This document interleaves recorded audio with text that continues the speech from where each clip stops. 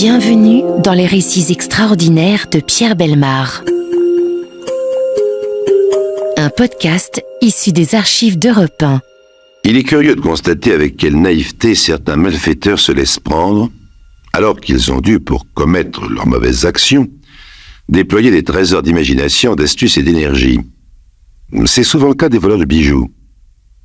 En effet, réussir un audacieux cambriolage et se défaire de perles rares ou de diamants précieux sont deux entreprises bien différentes et qui ne réclament pas du tout les mêmes qualités. On ne voit plus très souvent de nos jours des entreprises de ce genre qui rappellent les exploits heureusement imaginaires d'Arsène Lupin. Les malfaiteurs contemporains manquent d'astuce et d'imagination, s'ils ont conservé une certaine audace. Au lieu de combiner des fric-frac habiles et parfois acrobatiques, ils préfèrent surgir au milieu de la foule armés jusqu'aux dents et arracher un misérable butin par la violence et par la terreur. Ce n'est pas un dossier de violence que j'ouvre aujourd'hui devant vous, mais celui d'une affaire discrète dans son déroulement, bien qu'elle ait fait beaucoup de bruit à son époque. On y retrouve du calme, de la réflexion et même une sorte de maladresse qui pourrait nous porter à l'indulgence. Mais commençons par le commencement.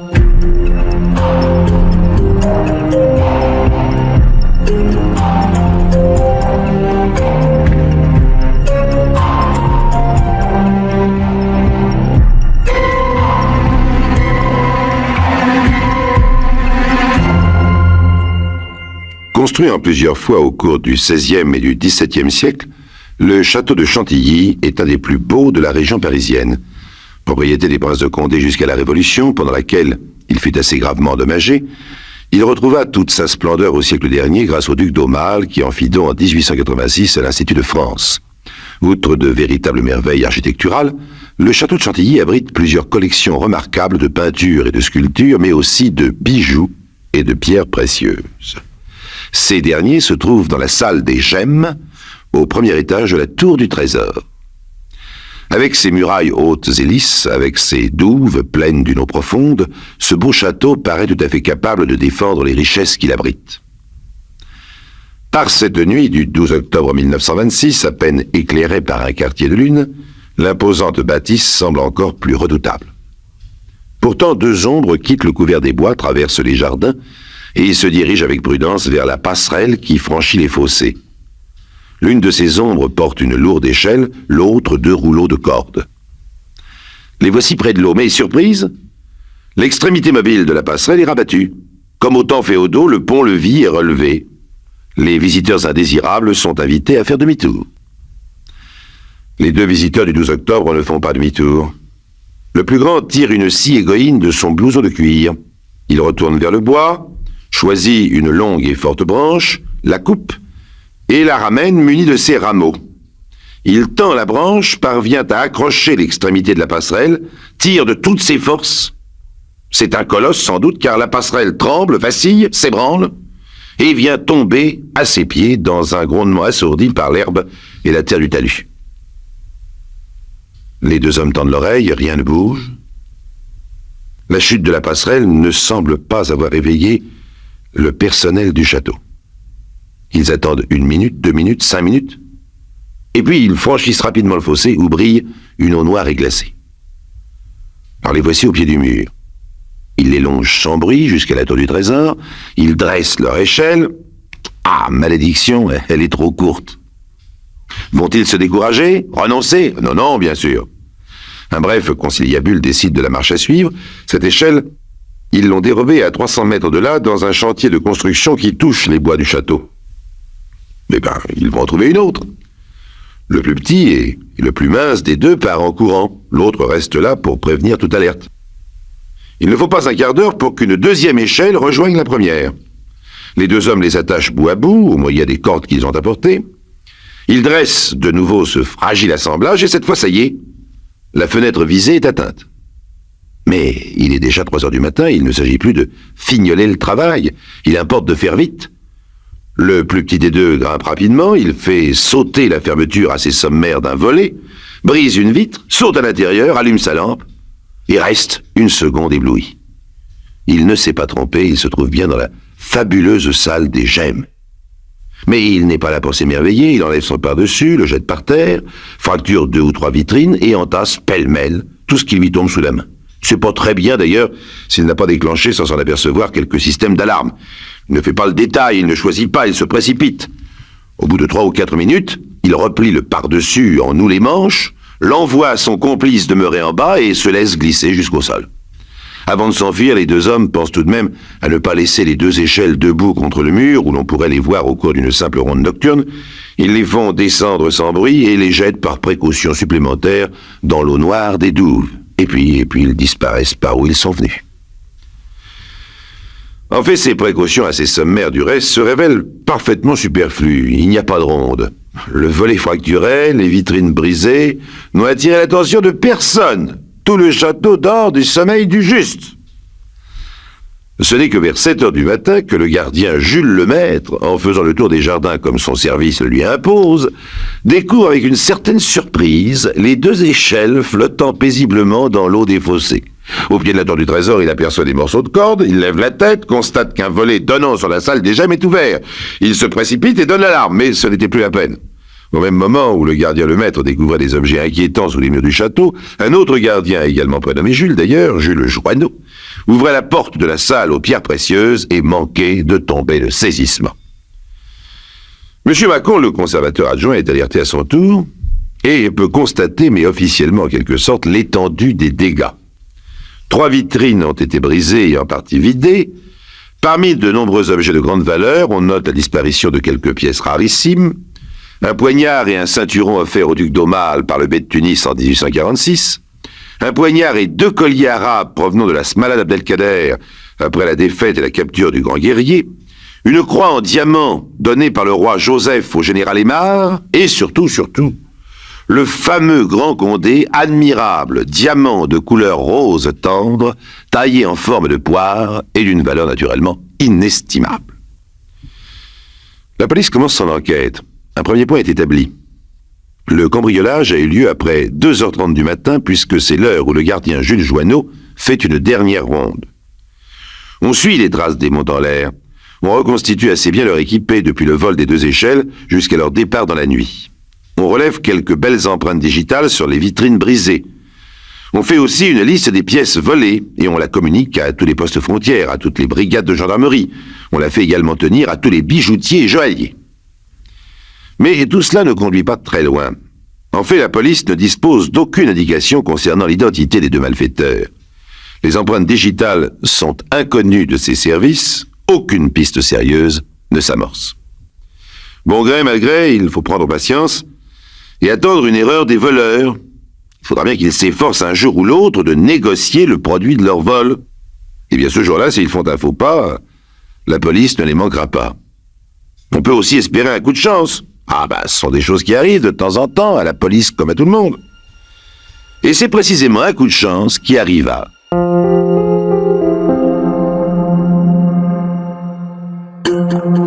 Les récits extraordinaires de Pierre Bellemare, un podcast Europe 1. Cambrioler un château appartenant à l'Institut de France et emporter un des plus beaux diamants du monde, cela n'arrive pas tous les jours. C'est pourtant ce qui s'est passé le 12 octobre 1926 au château de Chantilly, et le diamant qui a disparu en compagnie de nombreux objets précieux, c'est le célèbre Grand Condé, un diamant rose en forme de poire, une des gloires des collections nationales de la France. En général, de telles expéditions sont le fait de professionnels. Elles nécessitent une préparation minutieuse, de grande qualité d'adresse, de sang-froid, mais aussi la connaissance de filières spécialisées dans l'écoulement de cette sorte de marchandises. Vous imaginez facilement que l'on ne revend pas des pierres historiques comme des bracelets-montres. Or, les professionnels finissent toujours par être victimes d'indiscrétions. Des mouchards, des indicateurs surprennent leurs secrets et les livrent à la police. Il en va tout autrement quand les cambrioleurs sont des amateurs, c'est-à-dire de véritables inconnus aussi bien pour les policiers que pour le milieu des malfaiteurs. Dans ce cas, ils ne courent aucun risque tant qu'ils ne commettent pas d'imprudence. Et apparemment, dans le vol du Grand Condé, c'est bien d'amateurs qu'il s'agit. 1 mois après l'expédition de Chantilly, la police n'a pu obtenir aucune indication sur leur identité. Il ne lui reste plus qu'à prendre patience. Le 18 novembre 1926, un homme d'une trentaine d'années, blond, taillé en Hercule et d'allure avenante, prend une chambre dans un hôtel modeste du boulevard de Strasbourg à Paris. Il s'inscrit sous le nom de Louis Cobus. né le 17 avril 1897 à Mulhouse, exerçant la profession de commerçant. Il confie à la gérante de l'hôtel, Madame Herbeau, 20 billets de 1000 francs qu'il a peur de perdre et qu'il lui demande de garder dans son coffre. 20 000 francs, c'est une somme considérable en 1926. Mais les paiements par chèque sont alors beaucoup moins répandus qu'aujourd'hui et les commerçants règlent souvent des opérations importantes en espèces. De toute façon, si Mme Herbeau s'étonne, elle ne le montre pas. Après tout, ces 20 000 francs garantissent très largement la solvabilité de son client. 2 jours plus tard, Louis Cobus annonce qu'il doit se rendre à Bordeaux pour ses affaires, il reprend son argent et il s'en va. 3 semaines après, exactement le vendredi 10 décembre, le voici de retour. Mais le jeudi suivant, il disparaît de nouveau sans prévenir cette fois. Le lendemain, Mme Herbeau n'a pas de ses nouvelles, ni le surlendemain. Le dimanche, la gérante de l'hôtel débarrasse la chambre de la grosse valise que Cobus lui a laissée et fait le lit pour un nouveau client. Puis, comme son précédent locataire n'a pas payé sa note, eh bien, elle ouvre sa valise. Oh, je ne sais pas si, après être resté 3 jours sans nouvelles d'un de ses clients, la gérante d'un hôtel est autorisée à examiner ses bagages. Mais le fait est là. Madame Herbeau ouvre la valise de Louis Cobus. Celle-ci contient des vêtements, du linge et une pomme. Ah, une belle pomme Calville, ronde et rouge. Déçue, Madame Herbeau referme la valise. Annie, sa jeune bonne, tend la main. « Je peux manger la pomme. Oh, bah d'ici que M. Cobus revienne, elle sera grattée. » Madame Herbeau hausse les épaules. Annie prend la pomme, mord dedans, et pousse un cri. Ah, à coup sûr, elle vient de se casser une dent. Mais qu'est-ce donc que cette pierre qui pousse dans les pommes? Cette pierre est transparente, de couleur rose, taillée à facettes en forme de poire. Madame Herbeau sursaute. Mais c'est le diamant rose de Chantilly. Voyez un peu comme le hasard fait bien les choses. Monsieur Herbeau, le mari de l'hôtelière, est inspecteur de police au commissariat spécial de la gare du Nord. Sa femme l'alerte sur le champ. Il alerte à son tour la Sûreté générale, laquelle alerte le ministère de l'Intérieur. Un conseil de guerre réunit immédiatement le ministre lui-même, le directeur de la Sûreté, 2 commissaires et 3 inspecteurs. Maintenant que l'on tient à l'extrémité d'un fil, il s'agit de tirer doucement dessus pour ne pas le casser. Attraper les voleurs, c'est bien, c'est même indispensable, mais ce n'est que la moitié de la tâche à accomplir. Il est au moins aussi indispensable de retrouver tous les joyaux volés en compagnie du diamant rose. Et pour cela, il faut autant de doigté que d'esprit de décision. On va donc attendre Cobus et le laisser se réinstaller tranquillement dans sa chambre d'hôtel. On est maintenant sûr qu'il reviendra puisqu'il a dissimulé le Grand Condé dans sa valise. On chasse le nouveau client, on refait la chambre, on attend. Oh, on n'attend pas longtemps. La chance continue de sourire aux policiers. Le soir même, Louis Cobus réapparaît, retrouve sa chambre, se couche et s'endort. Aucune réaction de sa part ne laisse supposer qu'il a vérifié le contenu de sa valise. Il dort même longtemps puisque le lendemain matin, vers midi, quand 2 inspecteurs viennent frapper à sa porte, il est encore couché. Il ouvre, l'esprit mal réveillé. L'un des inspecteurs lui pose une main sur l'épaule. « Alors, lui dit-il doucement, où as-tu mis le diamant rose ?» Frappé de stupeur, Cobus s'effondre. « C'est bon, je suis pris. Tu as bien un complice, n'est-ce pas ?»« Oui. » Son nom ? Ah, je ne vous le dirai pas. »« Comme tu voudras. Nous avons le temps. » Les 2 inspecteurs passent les menottes au poignet de Cobus et s'installent près de lui dans la petite chambre pour attendre. Pour attendre quoi? Oh, rien de précis, ou plutôt... Les policiers font une sorte de pari, le pari que si Cobus ne prend pas contact avec son complice prendra contact avec lui. Après tout, il ne se doute pas qu'un piège lui est tendu et une véritable fortune est en jeu, qu'il n'a certainement pas l'intention de voir passer sous son nez. Est-ce une fois de plus le concours de la Providence, ou tout simplement le résultat d'un excellent calcul? Il est bien difficile de trancher. Toujours est-il que dès le début de l'après-midi, on frappe à la porte. Les inspecteurs ne bronchent pas. Cobus lui-même n'a pas le temps de réagir. La poignée tourne, la porte s'ouvre, un jeune homme apparaît. Il a une 20aine d'années, un visage pâle et un corps fluet. On n'a pas besoin de lui mettre la main au collet. À peine aperçoit-il Cobus enchaîné qu'il a un haut de corps, tourne sur lui-même, et s'effondre, en proie à une crise d'épilepsie. 1 heure plus tard, les 2 cambrioleurs sont sous les verrous, ils ne cherchent pas à nier, ne sont pas de taille à le faire d'ailleurs. On n'a aucun mal à leur faire raconter leur aventure dans tous ses détails. À 18 ans, en 1915, Louis Cobus s'est engagé dans la Légion étrangère. Ainsi, bien qu'alsacien, il a fait toute la guerre dans les rangs de l'armée française. Après l'armistice, alors que sa province natale est rendue à la France, il épouse sa marraine de guerre, Élisa Chenard. Celle-ci lui apporte une dot assez confortable, avec laquelle il se lance dans une industrie peu connue, mais qui lui paraît pleine d'avenir. La filature de poils de lapin. Eh oui, on a filé du poil de lapin au lendemain de la Première Guerre mondiale, au moment où les textiles artificiels n'existaient pas encore et où les matières premières venant du mouton, naturellement, manquaient. Ce calcul est d'ailleurs excellent. De nombreux débouchés se présentent pour les fabrications de Cobus. Sa filature prospère, l'argent afflue. Par malheur, le nouvel homme d'affaires se laisse griser par ses premiers succès. Il se dissipe, il jette son argent par les fenêtres, il court les demi-mondaines, les boîtes de nuit. Bien plus, il fait la connaissance à Strasbourg d'une fort jolie personne de 18 printemps, Eugénie, dont il tombe réellement amoureux. Il lui achète un appartement, des meubles, la couvre de fourrure, de bijoux, l'entretient royalement. Et puis un jour, brutalement, c'est la crise. Une crise qu'un industriel avisé aurait pu prévoir. Avec le retour progressif à une économie normale, il était évident que les produits de remplacement allaient péricliter. Mais Cobus est tout le contraire d'un industriel avisé. Quand la crise arrive, il n'a pas un sou devant lui, c'est la faillite, la fermeture, la ruine. Son cousin, Joseph Zuber, n'a jamais connu la richesse. De 8 ans son cadet, frêle et de santé délicate, ce garçon se trouve lui aussi dans une situation financière détestable.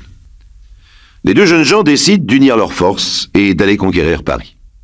Tout en cherchant du travail, ils visitent la capitale et ses environs. Un beau jour, en compagnie d'un groupe de touristes, ils parcourent les imposantes salles du château de Chantilly. La salle des gemmes les plonge dans l'éblouissement. Le lendemain, ils s'amusent à combiner un plan de cambriolage par jeu intellectuel pour rire en quelque sorte. Et puis... Comme l'argent se fait de plus en plus rare, ils finissent par prendre leur plan au sérieux et par le mettre en pratique. Et le plan réussit, comme on l'a vu. Voici nos 2 compères à Paris, avec dans leur valise un fabuleux trésor, certains de l'impunité tant qu'ils ne chercheront pas à en tirer parti. Mais alors qu'en faire? Eh bien, Cobus se souvient d'une bijoutière à qui, quelques mois auparavant, sa femme avait vendu une épingle de cravate. Il va lui rendre visite. Et cette personne ne paraît pas scandalisée, non du tout, à l'idée de racheter des objets provenant d'un cambriolage. Mais comme elle est prudente, elle refuse le grand Condé. Pour le reste, elle offre 25 000 francs.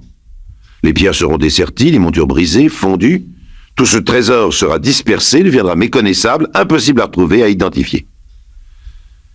C'est un simple détail qui a fait échouer cette combinaison parfaitement réalisable. Sans la pomme qui se trouvait dans la valise de Cobus, il est probable que les 2 malfaiteurs et leurs complices ne se seraient jamais fait prendre. Supposons une seconde que le voleur ait cousu le diamant dans la doublure de sa veste, par exemple. Madame Herbeau ne se serait aperçue de rien. Cobus aurait retrouvé sa valise intacte, aurait payé sa note, serait parti avec ses 20 000 francs et personne n'aurait jamais pensé à lui poser la moindre question. Le procès des 2 Montanlaire et de leurs complices se déroula sans surprise ni incident. Cobus fut condamné à 10 ans de prison, Zuber à 8 ans, la bijoutière indélicate à 5 ans, mais avec sursis. Le grand Condé fut de nouveau serti sur sa couronne d'argent au milieu des 21 brillants qui l'entouraient déjà en 1649. Il regagna la salle des gemmes du château de Chantilly, où il se trouve toujours. Vous pourrez aller l'y admirer si d'aventure votre amour des bijoux, de l'histoire, des faits divers vous conduit jusque-là.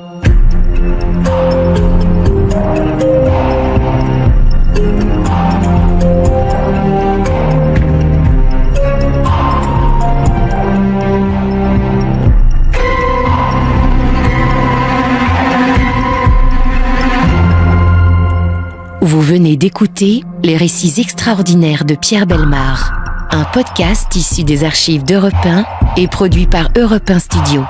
Réalisation et composition musicale, Julien Tarot. Production, Lisa Soster. Patrimoine sonore, Sylvaine Denis, Laetitia Casanova, Antoine Reclus. Remerciements à Roselyne Bellemare. Les récits extraordinaires sont disponibles sur le site et l'appli Europe 1. Écoutez aussi le prochain épisode en vous abonnant gratuitement sur votre plateforme d'écoute préférée.